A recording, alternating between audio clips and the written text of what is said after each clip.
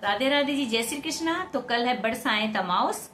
तो कल बड़ की पूजा होती है और बड़ के मतलब जो पत्ते होते हैं उनके गहने पहने जाते हैं, कानों में, नाक में, सिर पे, हाथों में चूड़ी, पैरों में पायल, कणकती, तो पत्ते पहने जाते हैं ऐसे।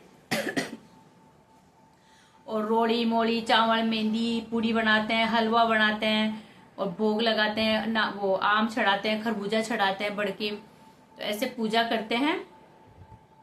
तो कल है बड़ पूजनीय अमावस। तो मैं आपको एक कहानी सुना रही हूँ, सुनिएगा और लाइक कीजिएगा, शेयर कीजिएगा, कमेंट्स करके जरूर बताइएगा कैसी लगी। तो एक राजा था, तो उसके संतान नहीं हो रही थी, बहुत दिन हो गए और उसकी संतान हुई नहीं। तो वो सोचने लगा कि भाई क्या बात है, पंडितों को बुलाया।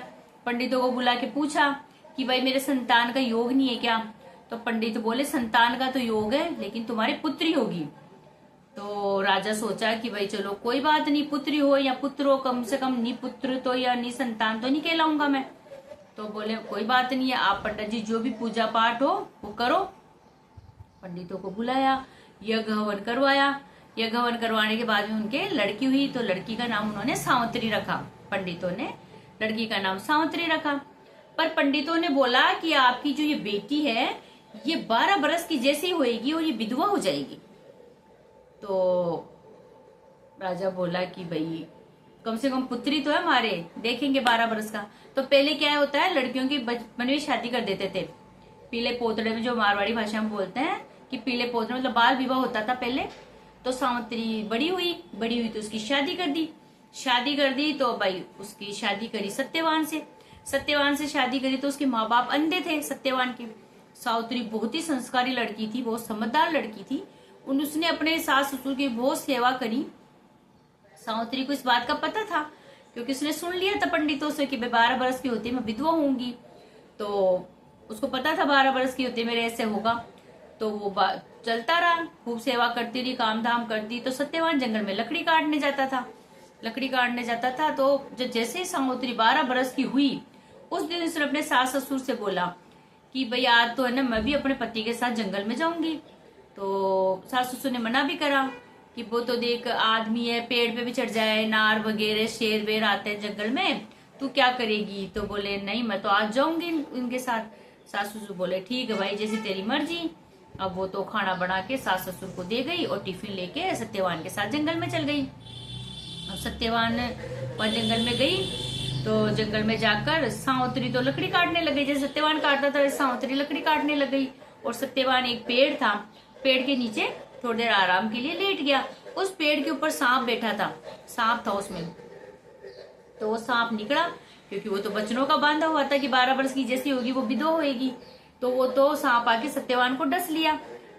तो सत्यवान की वहीं पे मृत्यु हो गई। तो वो सावित्री विलाप करने लगी। तो वो पार्वती की पूजा करती थी और बड़ पूजनी अमावस की भी खूब पूजा करती थी सावित्री। बड़ की पूजा करती, पार्वती की पूजा करती। तो उधर से शिव पार्वती जा रहे थे तो सावित्री ने उन दोनों के पैर पकड़ लिए कि महाराज ये क्या, मेरा तो पति गया, मुझे तो मेरा पति दो, मुझे तो सुहाग दो। तो फिर शिव जी और पार्वती जी ने बोला कि देख, बड़ा अमावस जो आएगी, बड़ सावंत अमावस, तो उस सायंत अमावस के दिन तू पूजा करना बड़ की, तो तेरा सुहाग तुझे मिल जाएगा। अब भाई बड़ सायंत अमावस आई तो सावित्री ने बड़ की पूजा करी, मतलब जलवल चढ़ाया बड़ के, और तिलक करा, रोड़ी चढ़ाई, मेहंदी चढ़ाई, मोड़ी चढ़ाई, सब चीजों से पूजा करी। आम चढ़ाए, खरबूजे चढ़ाए, मीठा हलवा बनाया, पूड़ी चढ़ाई, ऐसे करके बड़ की पूजा करी। वो कच्चे सूत का धागे में मोड़ी मिला के उनके मतलब बड़ के वो डोरा बांधा। ऐसे करके उसने पूजा करी, सारे गहने पहन लिए उसने, बड़ के पत्ते के गहने पहन लिए। अब भाई जैसे पता पड़ा कि सत्यवान तो खत्म हो गया, धर्मराज जी आए लेने के लिए। तो सावित्री ने धर्मराज जी के पैर पकड़ लिए। तो धर्मराज जी बोले वरदान मांग ऐसे।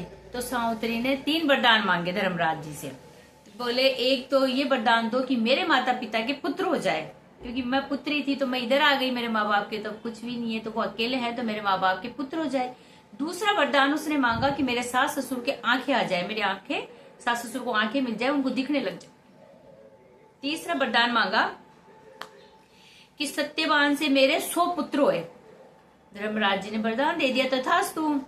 अब जैसे वो सत्यवान को ले जाने लगे तो सावित्री ने बोला कि आप मेरे पति को कैसे ले जा रहे हो, इनको नहीं ले जा सकते। बोले क्यों, मैं तो वही बच्चों का बांधा हूँ, लेके जाऊंगा, क्योंकि हमारे को तो हमारा कर्म करना पड़ता है। इसकी मृत्यु हो गई तो ये मृत्यु लोक भी नहीं रह सकता। बोले नहीं, आपने मुझे वरदान दिया है कि सत्यवान से मेरे 100 पुत्र होंगे, तो जब आप सत्यवान को ही ले जाओगे तो मेरे 100 पुत्र कैसे होंगे। तो फिर धर्मराज जी ने बोले तूने तो ठग लिया, वैसे तो तेरे सुहाग नहीं था, लेकिन तूने जब मांगा वरदान और मैंने दे दिया तथास्तु, तो मैं अपने बच्चों से पीछे नहीं हटूंगा। तो तूने पार्वती जी की पूजा करी, तूने बड़ पूजा, और इस वजह से तुझे सुहाग मिला। तो फिर धर्मराज जी सत्यवान को छोड़कर और चले गए। ऐसे सावित्री को अपना सुहाग मिल गया और वो अपने पति को जीवित करके वापिस आ गई। जैसे वो घर आई, सास ससुर ने देखा, बहुत खुश हुए। और ऐसे ही बड़ पूजनी अमावस की सभी महिलाओं को पूजा करनी है, पार्वती माता की पूजा करनी है। तो माता रानी बड़ पूजनी अमावस सभी को ही अमर सुहाग दे, अटल सुहाग दे, सबके बच्चों को निरोगा रखे, बच्चों को दीर्घायु दे, स्वास्थ्य दे। तो जो भी कहे सुने, सभी की माता रानी कामना पूरी करे। जैसे सत्य उसको सावित्री को सुहाग दिया, वैसे हम सबको दे और सबका अटल सुहाग रखे। बोलो सत्यवान और सावित्री माता की जय। बोलो बरसाए अमावस की जय, बड़ पूजनी अमावस की जय। राधे राधे, जय श्री कृष्ण।